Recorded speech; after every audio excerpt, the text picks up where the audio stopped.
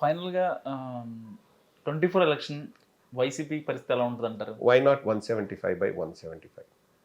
ఎందుకు అంత ధీమా వస్తుంది? ఎందుకంటే శ్రీకాకుళంలోని ఇచ్చాపురం నుంచి అనంతపురంలోని హిందూపురం వరకు ప్రతి ఒక్కరికి అర్హులైన వారికి సమానంగా కులం చూడకుండా, మతం చూడకుండా, ప్రాంతం చూడకుండా మేము పథకాలు ఇచ్చాం, అభివృద్ధి చేస్తున్నాం, స్కూల్ డెవలప్ చేస్తున్నాం, మెడికల్ కాలేజ్ ఇస్తున్నాం, ఎక్కడెక్కడ పోర్ట్లు అయితే అవసరం వస్తున్నాయి పోర్ట్లు ఇస్తున్నాం, ఎక్కడెక్కడ మాకు ఇండస్ట్రీస్ వస్తున్నాయి ఇండస్ట్రీస్ పెడుతున్నాం. ప్రతి ఒక్క పేదవాడి జీవితంలో మేము అప్బ్రింగింగ్ చూస్తున్నాం. వాళ్ళ జీవితాలు మెరుగుపడ్డాయి. వాళ్లకు గవర్నెన్స్ అనేది పేదవాడికి రీచ్ అయితేనే వాళ్ళు గెలుస్తారు. చక్కటి ఎగ్జాంపుల్ తెలంగాణలో హైదరాబాద్ చుట్టుపక్కల ఎక్కడ చూసినా మల్టీ స్టోరీడ్ బిల్డింగ్లు, అసలు న్యూయార్క్ సిటీకి మించి ఉంది హైదరాబాద్. అక్కడ సీట్లు వచ్చాయి బీఆర్ఎస్కి. కానీ పథకాలు ఇవ్వడంలో కానీ లేకపోతే అవి ఇంప్లిమెంట్ చేయడంలో బేస్మెంట్ ఇచ్చింది టీడీపీ కదా సార్, అందుకే అలా ఉందాం అంటే మీరు పొగుడుతున్నారు కదా అందుకు చెప్పాను. హైదరాబాద్ అన్న సరే చెప్పాను సార్. కాదు బాస్, ఇంకా నేను ఏం చెప్పాలో నాకు అర్థం కావట్లేదు స్వామి. నిజమే కదా, హైటెక్ సిటీ ఇవాళ హైటెక్ సిటీ ఈ రేంజ్ లో ఉందంటే ఎవరు కాదు? ఏ రేంజ్ లో? ఇవాళ ఐటీ ఎగుమతులు 1,00,000 కోట్ల నుంచి 2,00,000 కోట్లకి ఎగుమతులు ఒక తెలంగాణ నుంచి వెళ్తున్నాయి అంటే దానికి కారణం చంద్రబాబు కాదంటారా? ఒకటి సింపుల్ క్వశ్చన్ అబ్బా, ఎంత సిల్లీగా మాట్లాడతారంటే మైక్రోసాఫ్ట్ నాగపూర్లో, పూణేలో, నోయిడాలో మన ఇండియా గురించి చూసుకోవాలంటే యూఎస్ తో కంపేర్ చేసుకోవచ్చు, మన హైదరాబాద్ తో చూసుకోవాలంటే బెంగళూరు తో కంపేర్ చేసుకోవచ్చు. బెంగళూరు కంపారిజన్ మనకి మనంగా ఎదిగాం ఉమ్మడి ఆంధ్రప్రదేశ్ మనకి. అవునబ్బా, Bengaluru, Chennai, what about them? అదే అంటున్నాను, పక్కన వదిలేండి, కంపారిజన్ వదిలేండి. హైదరాబాద్ డబ్బా కొట్టుకొని కాదు, డబ్బా కొట్టుకొని చెప్తే అది నిజం కాదు. ఎదిగింది అంటే కాస్త కూస్త టీడీపీది పాత్ర లేదంటారా? పాత్ర లేదు, చెంబు లేదు, తపేలా లేదు, ఎవరిది చెప్తాను చూడు boss. Rajiv Gandhi is the father of all the IT products to come into India. ఆయన గేట్లు ఓపెన్ చేశారు. మన తెలంగాణ ముద్దుబిడ్డ పివి నరసింహారావు గారు రిఫార్మ్స్ తీసుకురావడం వల్ల, ఆర్థిక సంస్కరణ చేయడం వల్ల విదేశీ పెట్టుబడులు వెల్లువై మన ఇండియాలో వచ్చి పడ్డాయి. మీరు ఎంత వైసీపీ అయినా సరే అందరూ కేటీఆర్ కూడా యాక్సెప్ట్ చేసిన నిజాన్ని మీరు యాక్సెప్ట్ చేయండి. ఏది? కేటీఆర్ అన్నారు ఇదంతా నేను తీసుకోను, ఇక్కడ ఒక ఈ హైదరాబాద్ ఇవాళ ఈ స్టేజ్ లో ఆబ్వియస్లీ చంద్రబాబు నాయుడు గారి స్ఫూర్తి ఆయన చేయడం వల్లే ఇవాళ ఇంత స్టేజ్ లో ఉంది నేను చెప్పేది హైదరాబాద్ అని అన్నారు. నన్ను పూర్తి చేయకుండా కట్ చేస్తున్నావు. ఇప్పుడు ఒకటి ఇండియన్ స్కూల్ ఆఫ్ బిజినెస్ ఏదో వచ్చింది, ISB ఒకటి వచ్చింది. నేనే కట్టినా, నేనే దానికి చెట్లు నాటినా, అది వృక్షమైంది, నా ముద్దు బిడ్డ. ఎన్ని ఎడ్యుకేషన్ ఇన్స్టిట్యూషన్స్ ఉన్నాయి అంటే దానికి ముందు ఎన్ని ఎడ్యుకేషన్ ఇన్స్టిట్యూషన్స్ ఉన్నాయి? మెడికల్ కాలేజెస్ ఎన్ని ఉన్నాయి? అవన్నీ ఎవరు తెచ్చారబ్బా? వాళ్ళు ఎవరు చెప్పుకోరు. నేను అనేది అది పాయింట్. నా పాయింట్ అక్కడి నుంచి వస్తుంది. చంద్రబాబు నాయుడు చేసింటే దట్స్ ఫైన్, కానీ డబ్బా కొట్టి మా బుర్రలో ఎందుకు ఇంత దించడం, ఎందుకు మేకులు దించడం? నేను చెప్తున్నా, అదే ఎగ్జాంపుల్ చెప్తున్నా.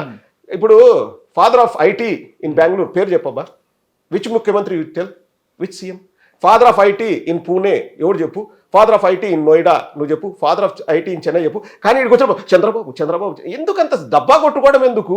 ఆ టైంలో మనకు రిఫార్మ్స్ వచ్చాయి. ఒక్కొక్కసారి ఇండస్ట్రియల్ రెవల్యూషన్ వస్తుంది, ఒక్కోసారి ఐటీ రెవల్యూషన్ వస్తుంది, ఒకసారి ఎకనామిక్ బూమ్ వస్తుంది, ఒకసారి రిసెషన్ వస్తుంది. అది చంద్రబాబు నువ్వు నేను డిసైడ్ చేయం. ఒకవేళ ఆయన కంపెనీ ఇక్కడ రావడానికి పాటుపడితే ఓకే, కానీ ఆయన father, mother, grand son, grand father ఏమీ కాదు. Who is grand father of IT in Bengaluru? చెప్పబ్బా, నువ్వు జర్నలిస్టువే కదా.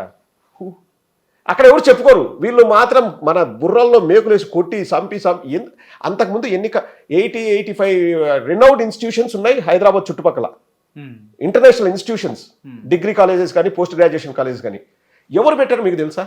Indian school of business Chandrababu, అవునా కదా? డబ్బా కొట్టు డబ్బా. ఇంకా తెలియకుండా ఎట్లా పోతుంది స్వామి? ఇంకా అదే నేను అనేది. అది అప్పుడు ఐటీ రెవల్యూషన్ వచ్చేసి అది చంద్రబాబు లేకపోయినా ఐటీ వచ్చేది బాసు. మేబీ 100% ఇప్పుడు ఉందనుకుంటే 80% వచ్చేది. 20% ఎఫర్ట్ చంద్రబాబు పెట్టింటాడేమో. నేను కాదన్నా, అదే నేను అడుగుతున్న సేమ్ క్వశ్చన్. ఇప్పుడు బిల్ గేట్స్ ఫ్రెండ్ ఆడికి పోయి గంటన్నర అపాయింట్మెంట్. నో బాసు, 2014 నుంచి 19 వరకు ఉన్నాడు కదా. ఇప్పుడు బిల్ గేట్స్ అక్కడికి వెళ్తే గంటన్నర అపాయింట్మెంట్ ఇస్తే 3 గంటలు మాట్లాడాను చంద్రబాబుతో. What I'm seeing, I'm asking you all these questions, my power and all, అదే power and all, this and all, that and all అని చంద్రబాబు డబ్బా ఇంగ్లీష్తో నరికి పడేసి ఉంటాడు బిల్ గేట్స్ని. చెప్పేది నువ్వు. మరి 2014 నుంచి 2019 వరకు ఎందుకు అదే బిల్ గేట్స్ని ఆంధ్రప్రదేశ్ తీసుకెళ్ళి చంద్రబాబు నాయుడు అధికారంలో ఆయన ఉన్నాడు కదా. పోనీ బిల్ గేట్స్ వదిలేపా, ఫారినర్, ఈయన ఇంగ్లీష్ అర్థం కాదు. సత్యనారాయణను పుట్టించి పెంచి పెద్ద చేసి మైక్రోసాఫ్ట్ CEO చేసి చంద్రబాబు కదా అని వాళ్ళు చెప్పలేదు కదా. ఎందుకు చెప్పలేదు? సత్యనారాయణకు నేనే ఐడియా ఇచ్చిన, నా వల్లే సత్యనారాయణ CEO అని చంద్రబాబు చెప్పాడు. కేటీ ఉంటదేమో కానీ చెప్పేది Satya come here, I have power now. 2014-19 I am powerful. You come here, use my power, start a Microsoft institution in Anantapur, Kadapa, Kuppam, Chandragiri, my village Naravaripalli అని ఎందుకు చెప్పలేదు? సత్యనారాయణ ఎందుకు పిలిచడానికి అంత టాప్ మోస్ట్ పవర్ఫుల్ పర్సన్. హైదరాబాద్ను ప్రపంచ పటంలో పెడితే మా ఆంధ్రప్రదేశ్ను కూడా ప్రపంచ పటంలో పెట్టొచ్చు కదా, నీకు అంత ఎందుకు ఇబ్బంది? అంత బోగస్ బాసు. ఇప్పుడు ఆల్రెడీ సాచురేషన్ స్టేజెస్కి వచ్చాయి. ఎందుకంటే ఏవైనా ఎంఎన్సీస్ కానీ లేకపోతే IT companies that doesn't need any help from the government. Yes some sanctions ఇవన్నీ కావాలంటే, బట్ పీపుల్ ఇక్కడ ప్రొడక్షన్ ఉంది కాబట్టి, మ్యాన్ పవర్ ఉంది కాబట్టి వాళ్ళు వస్తున్నారు. మరి చంద్రబాబు నాయుడు ఎందుకు తీసుకురాలేదు మైక్రోసాఫ్ట్ని 2014 నుంచి 19 వరకు? ఆల్రెడీ ఒక ఫస్ట్ టైం తేవాలంటే కష్టం, పరిచయాలు పెరిగింటాయి. తర్వాత శభాష్ చంద్రబాబుని మైక్రోసాఫ్ట్ వాళ్ళు అన్నారు. ప్రపంచంలోని అన్ని రాష్ట్రాల దేశాల అధ్యక్షులు కూడా చంద్రబాబు నాయుడు కాలు ముక్కి పద్దనే దండం పెడతారు, ఇంటికాడ ఫోటోలు పెట్టుకుని. ఆ టైప్లో డబ్బా కొడతారు కదా. మైక్రోసాఫ్ట్ ఆంధ్రప్రదేశ్కి ఎందుకు రాలేదు? ఎవరు దాని గురించి మాట్లాడరు. చంద్రబాబు నాయుడు మీద డబ్బా కొట్టి జాకీలు పెట్టి మా తలకాయలు పగలు కొట్టి ఇట్లా చేస్తారు. ఇప్పుడు వచ్చేసి ఎంత హాస్యాస్పదంగా ఉంటుందంటే, 1910లోనే హైదరాబాద్లో కరెంట్ ఉండేది, దేశంలో ఎక్కడ లేనప్పుడే, నిజాములు పరిపాలించినప్పుడే. సాలార్జంగ్ మ్యూజియం ఉండేది, ఉస్మానియా మెడికల్ కాలేజ్ ఉండేది, ఉస్మానియా యూనివర్సిటీ ఉండేది. హైదరాబాద్కు ఒక చరిత్ర ఉంది. భౌగోళికంగా హైదరాబాద్ ఎంతో డెవలప్ అయినది ఎప్పుడో. నువ్వు 4 ఫ్లైఓవర్లు వేసి ఒక రౌండ్ బిల్డింగ్, ఆ బిల్డింగ్ శాంక్షన్ చేసింది రాజీవ్ గాంధీ, దానికి శంకుస్థాపన చేసింది నరేంద్రమల్లి జనార్దన్ రెడ్డి. నాది అంటాడు. ఔటర్ రింగ్ రోడ్ మొత్తం ప్లాన్ చేసి ఎగ్జిక్యూట్ చేసింది రాజశేఖర రెడ్డి గారు అయితే నేను అంటాడు. ఎయిర్పోర్ట్ కట్టి కంప్లీట్ చేసింది రాజశేఖర రెడ్డి గారు అయితే నా బిడ్డ ఎయిర్పోర్ట్ నా బిడ్డ అని. ఊర్లో పెళ్లికి కుక్కల హడావిడి. అంతకంటే చంద్రబాబు నాయుడు చేసింది, పీకింది, పందిరేసింది ఏమీ లేదు. ఒకవేళ ఉందనుకుంటే వారానికి ఒకసారి మాట్లాడచ్చు, కానీ రోజు మన బుర్రలో మేకులు పెట్టి సుత్తి కొట్టకూడదు, అది చేయకూడదు. ఇప్పుడు నేను ఒకటి చెప్తానబ్బా, ఉస్మానియా మెడికల్ కాలేజ్ ఎవరు కట్టారు చెప్పు? తెలీదు. ఇప్పుడు బిహెచ్ఎల్ ఎంత డెవలప్ అయింది? బిహెచ్ఎల్ రావడం వల్ల. సిసిఎం ఉంది, సిసిఎంబి రావడం వల్ల ఎంతమంది ఉద్యోగాలు ఎంత డెవలప్ అయ్యి? చంద్రబాబు చాలా మంది చేశారు బ్రదర్. ఇప్పుడు ఒక్కడి వల్ల ఏ నగరమో ఏ ప్రపంచమో సృష్టించబడదు. వాళ్ళు తోడ్పాటును అందియచ్చు, అది వేరే విషయం.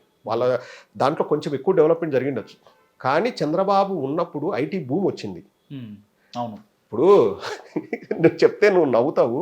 ఇప్పుడు నేను కొన్ని కంపెనీస్ చెప్తాను. హెచ్పి 1969లోనే 79లోనే స్టార్ట్ అయింది. సత్యం కంప్యూటర్స్ లేట్ 1980స్లో స్టార్ట్ అయింది. Tata consultancy services 1980స్లోనూ.